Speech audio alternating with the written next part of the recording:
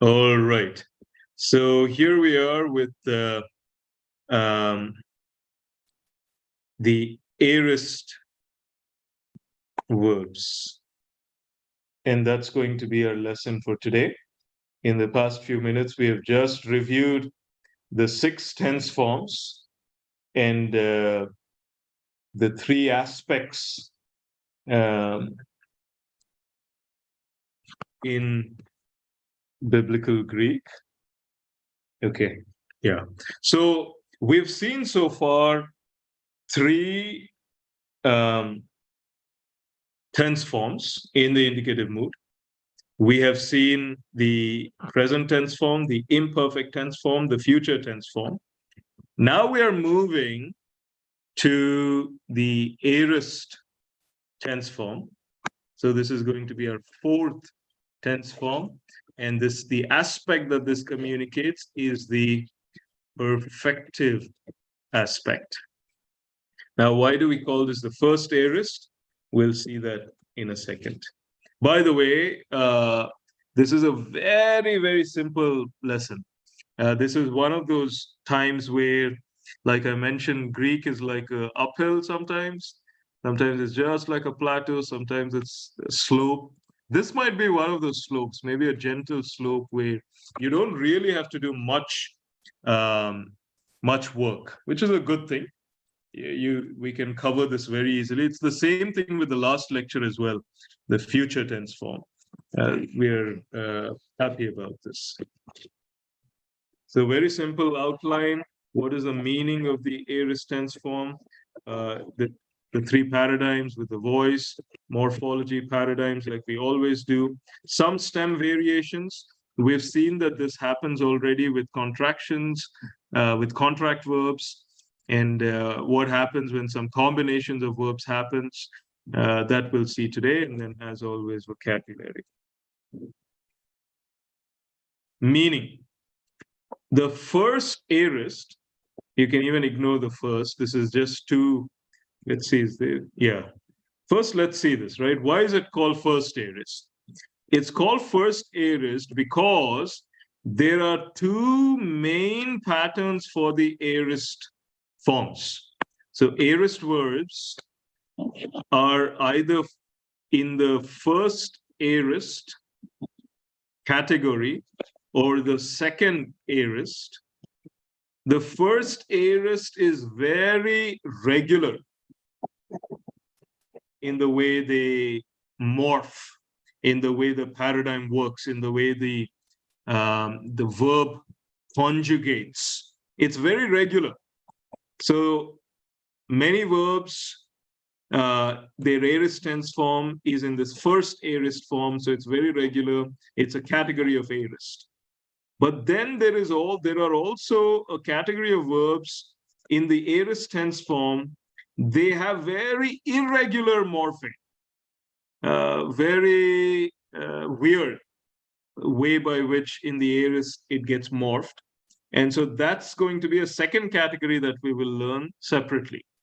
This didn't happen so far in the present tense form, in the imperfect tense form, in the future tense form, right? When a verb, let's say there was a verb luo, it always had the same form in the present, same form in the imperfect, same form in the future. But now in the aorist, this verb luo may either have a first aorist tense form, or this verb may have a second aorist paradigm, right? So every verb will either be here or here. There are few verbs, very rarely, they will have a first aorist form. They will also have a second aorist form. And there's a lot of history and morphology that why that has happened. But most of the verbs will either have their first aorist form or a second aorist form, right? So that's how we'll learn, because generally that's how it works. Now, how do you know whether a verb has a first aorist form or a second aorist form. You just learn them, right? There's no science to it. It's just, that's how verbs function. For example, we'll see some examples now.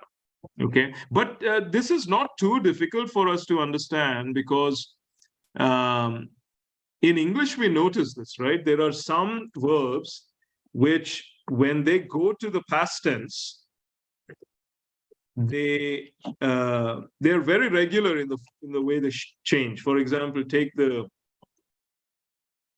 verb walk. In the past tense, it's very clearly walked, right? But you take some art. So this is like the first aorist. Very simple, very regular, the way its form works. But there are some other verbs, even in English. For example, you take the verb,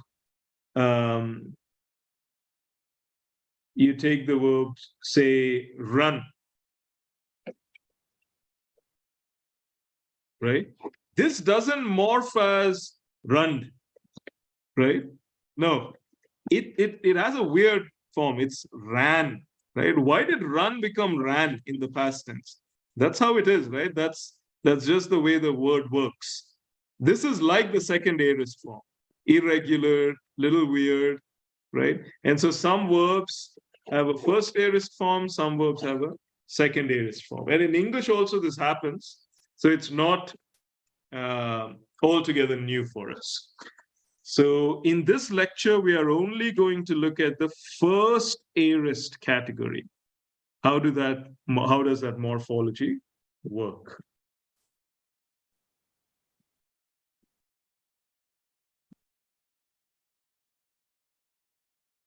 The word aorist is from the Greek word aoristos, meaning without boundaries or not defined.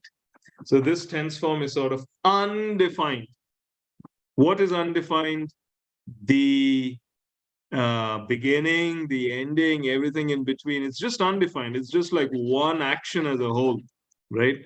Notice here, in the imperfect tense form, what is it communicated? What is it communicating? Eluon, I was losing. I was doing it.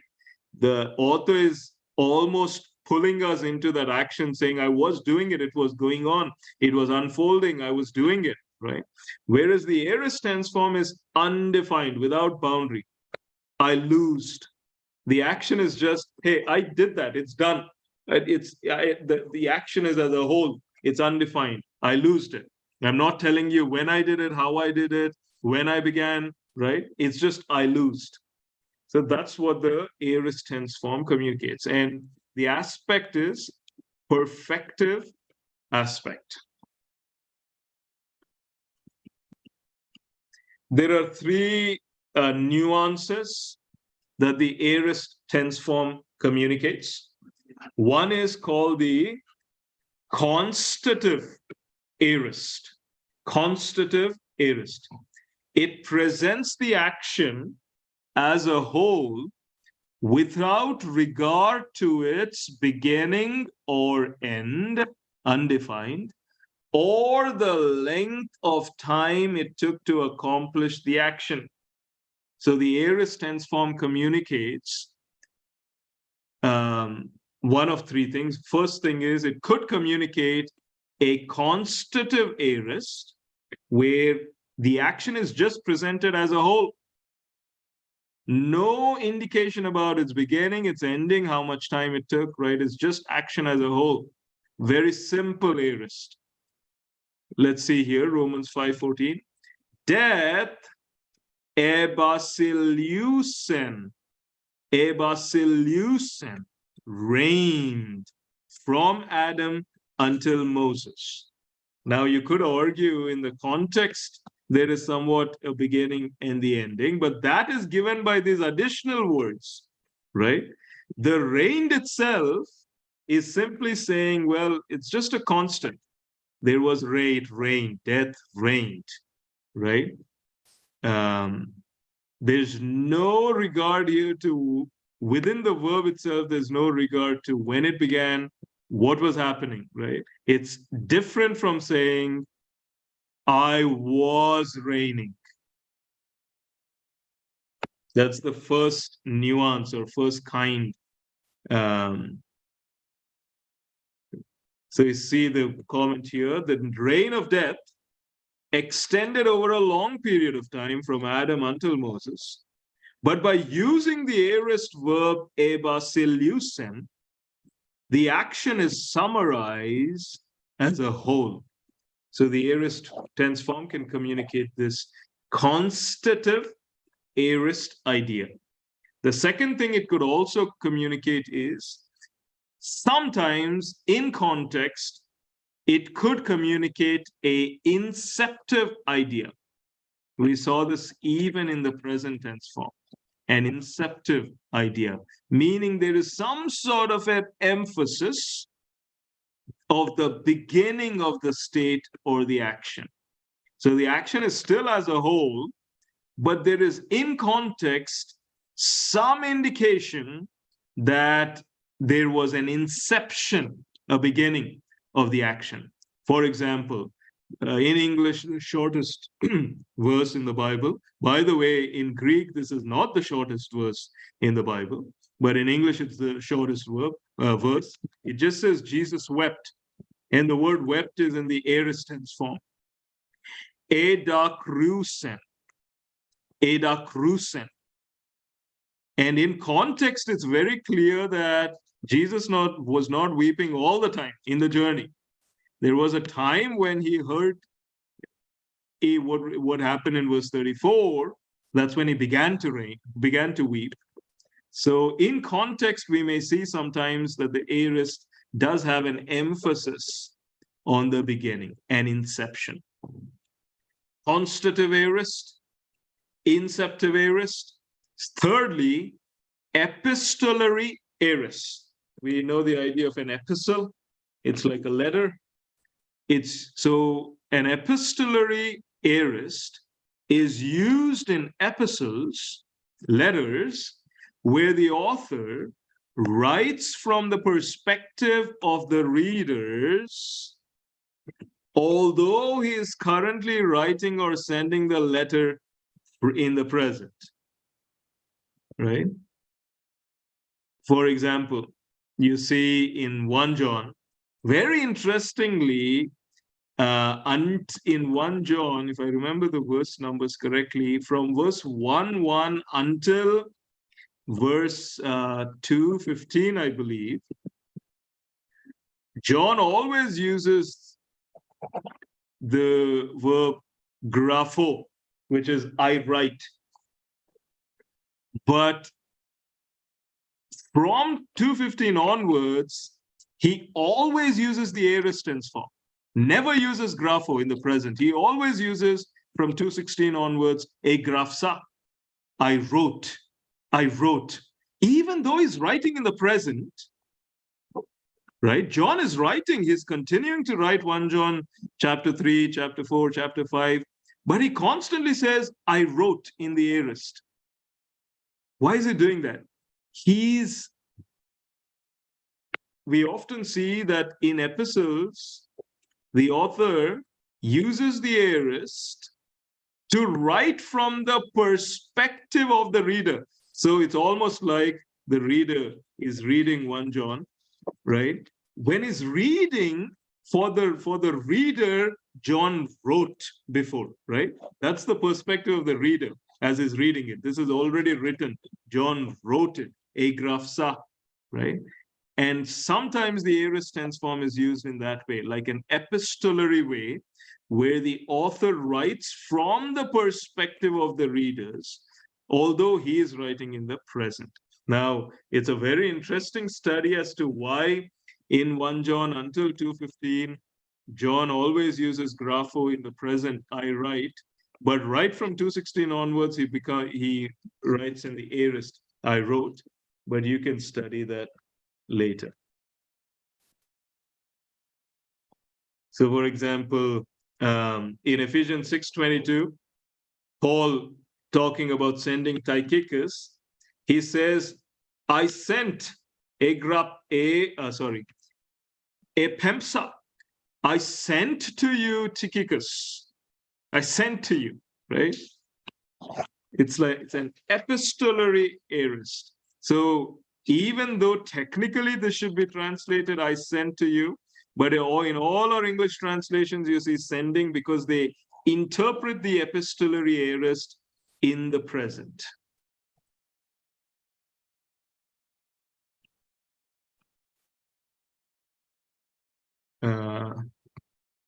Why can't I see this? Okay, that's better.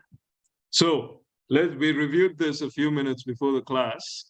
In the present tense form, there are only two paradigms, active and middle passive. Even in the imperfect tense form, same things, only two paradigms, active and middle passive. So middle voice and passive voice share the paradigm in the present tense form and the imperfect tense form. That changes in the future tense form. We have seen this already. There are three paradigms. Middle gets its own paradigm. Passive gets its own paradigm, even though the endings are the same endings, right? There's no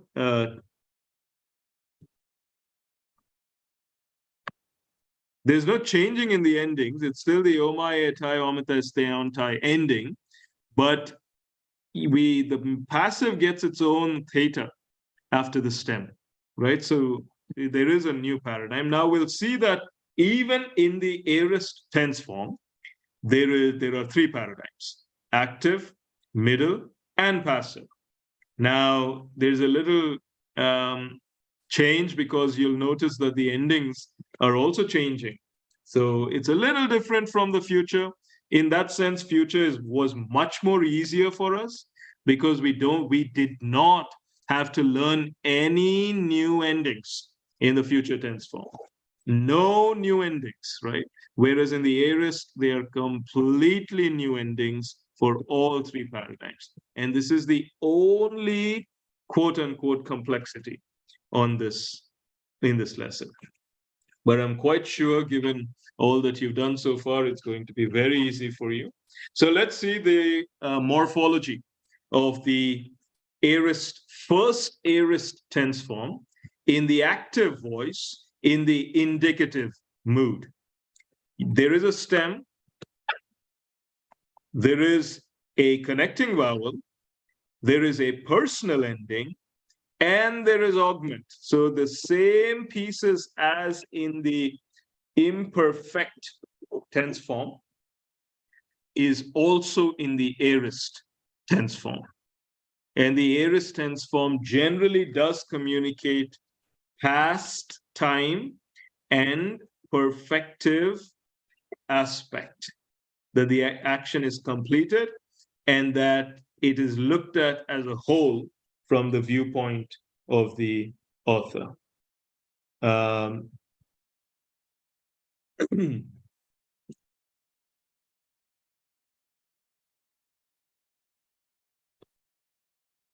Okay, so the morphology is very similar to is pretty much the same as the imperfect tense form. There is epsilon, the augment, and there is stem, connecting vowel, personal ending. Now let's see the first aorist, the first group, the simple regular aorist in the active voice in the indicative mood.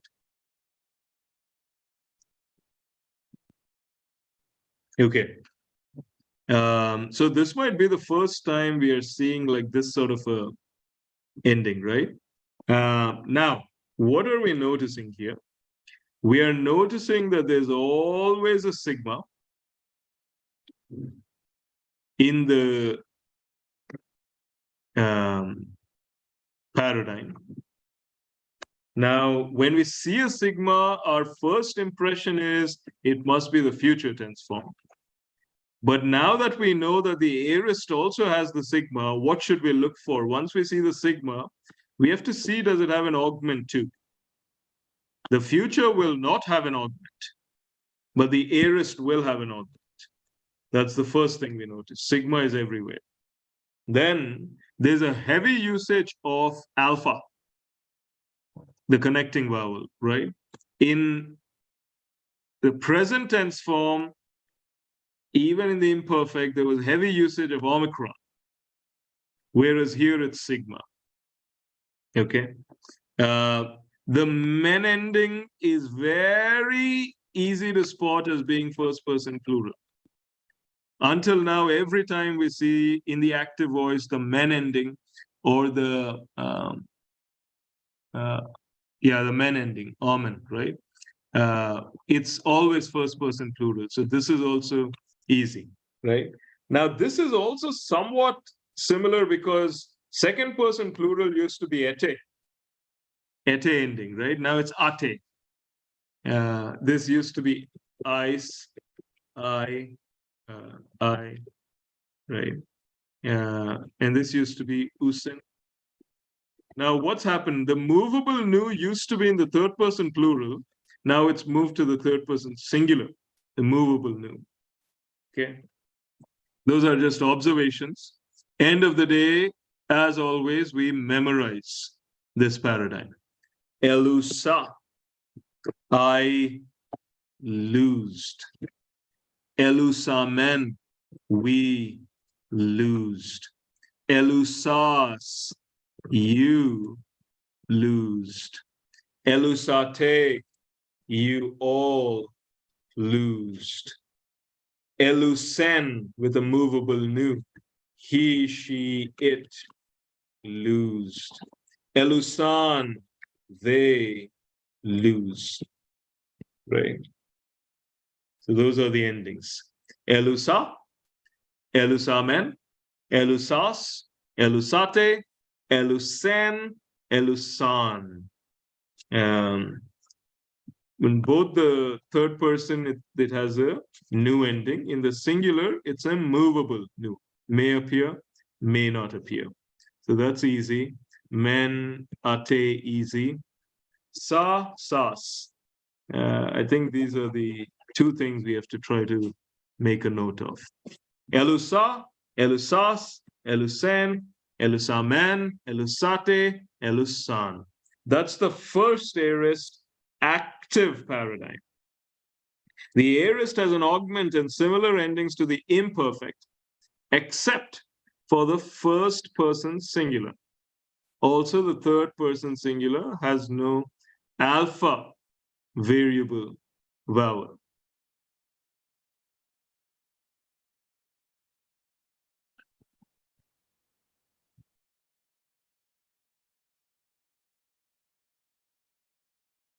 Okay, if this is helpful, you can compare it with the imperfect.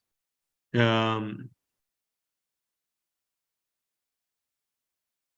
right. Middle voice now. So the stem, and the stem is loose. There's a connecting vowel, alpha. There's a personal ending, meta, and there's the augment, just like the imperfect tense form. Now let's see the endings.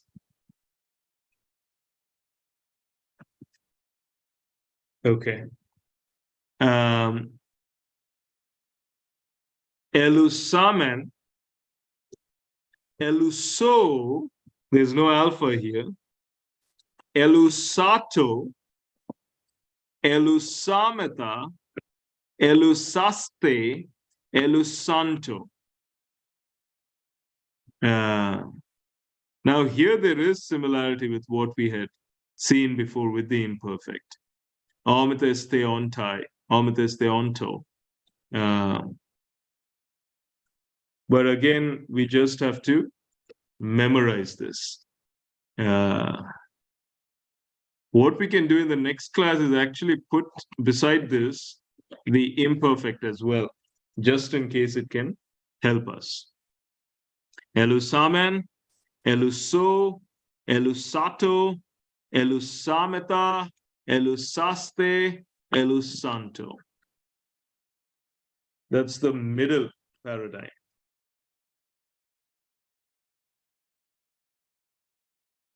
Now the aorist passive,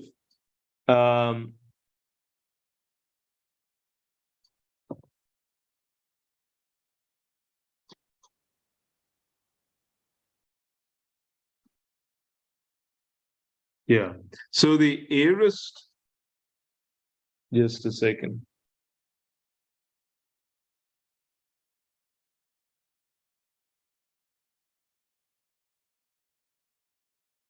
Yeah.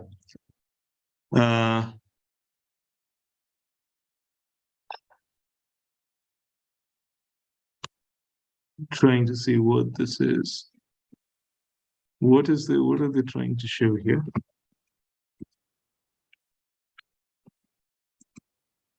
Luo.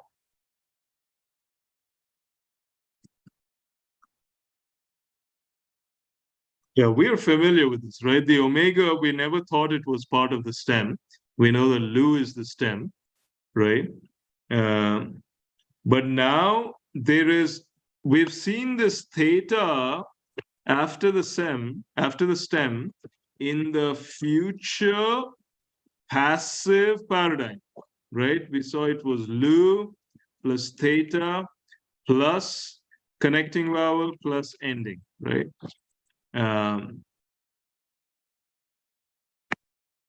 Now, in the aorist passive, there's addition of there's first augment, then the stem, then the theta, eta, after the stem, and the personal ending. So what is very interesting for us is this constant presence of a theta in the passive voice. So it's almost like a giveaway. You see a theta, you think passive. I mentioned to you last time this idea to remember the theta. You have this idea of a recliner, right? Or a beanbag. Just the beanbag is like that, and this person is sleeping passively, right? So when you see theta, you can remember a beanbag, person sleeping, being passive. And so theta is the giveaway. Again, a sigma seems repeated in the second person singular. What else? Men ending for the first person plural. Okay, but let's just walk through this. Eluthen, which is what? Aorist passive. I was loosed, right? That's here. Eluthemen, we were loosed. Eluthes, you were loosed. Eluthete, you all were loosed. Eluthe, he, she, it was loosed. Eluthesan, they were loosed. Aorist passive. So like the future, there are three paradigms. Like the imperfect, the augment communicates, so the augment is what? Epsilon, communicates that the action is in the past time. Eluon, I was losing. Whereas elusa, I lose. This is the active voice. Elusa, I loosed. But the action is in the past time. What is this? This is again in the imperfect. Etherapeuon, I was healing. Whereas the first aorist form of therapeuo is etherapeusen, I healed. Action as a whole in the past time. Augments and verbs beginning with vowels. What if the verb begins with a vowel? And we saw the same issue with the imperfect tense form.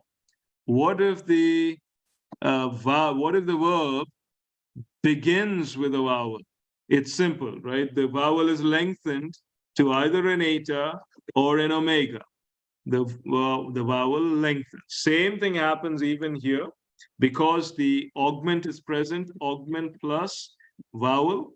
If the vowel is at the beginning of the stem, the vowel will lengthen to either an eta or an omega. For example, here's the verb akuo. It begins with the vowel alpha. What happens when the augment is now getting added to the stem? Epsilon plus alpha lengthens to an eta. Ekusa. Another example. What about erotao? Erotao plus the epsilon augment lengthens to an eta. Erotesa. What about horitzo? Horitzo lengthens to a omega. Horitzo. Right?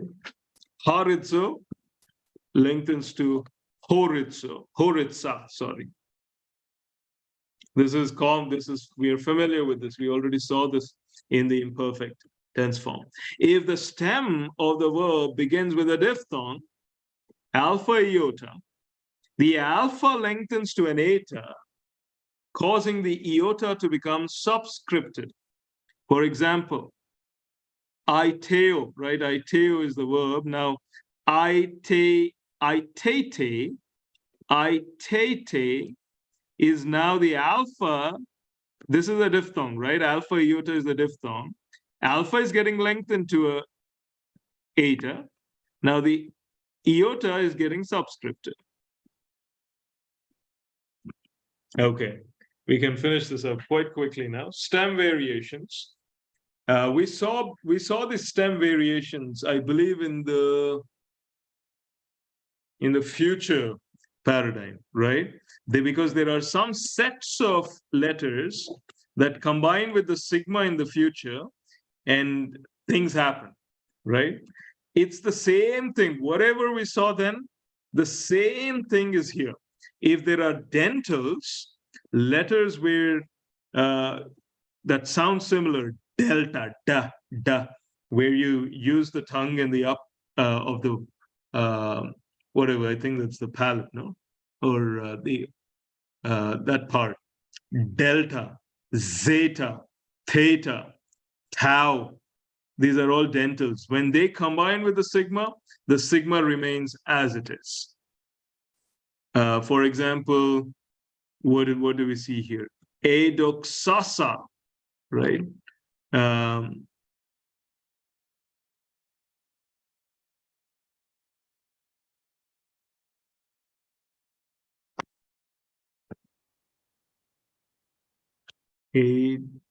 Adioxa.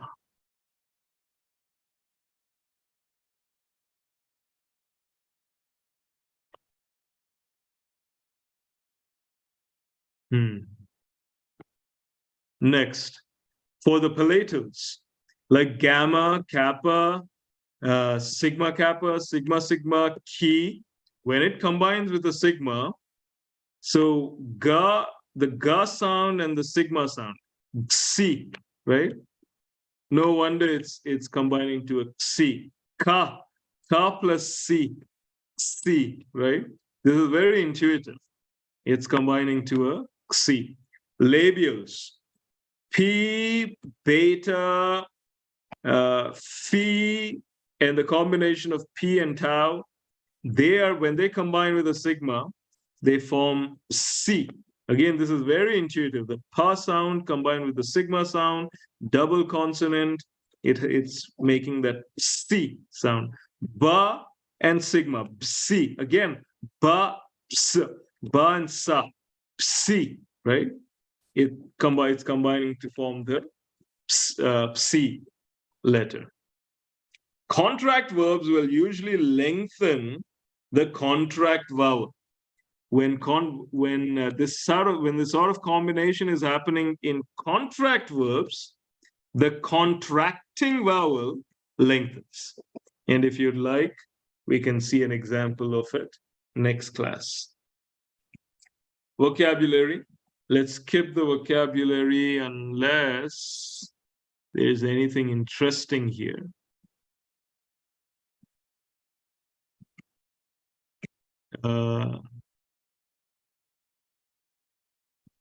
Nothing interesting, but as always, please Memorize the vocabulary. This word ekbalo is always used or mostly used when Christ drives out demons. Ekbalo. And we already saw balo is to throw out, right? Balo, throw. Ekbalo is a combination of the preposition ek plus balo, throw out from, throwing out from, drive out, right? Esthio, eat. Heurisco. We know this idea of eureka, heuristic. It is to find or to discover. Heurisco.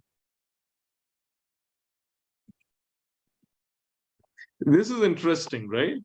Pino. Pino is I drink.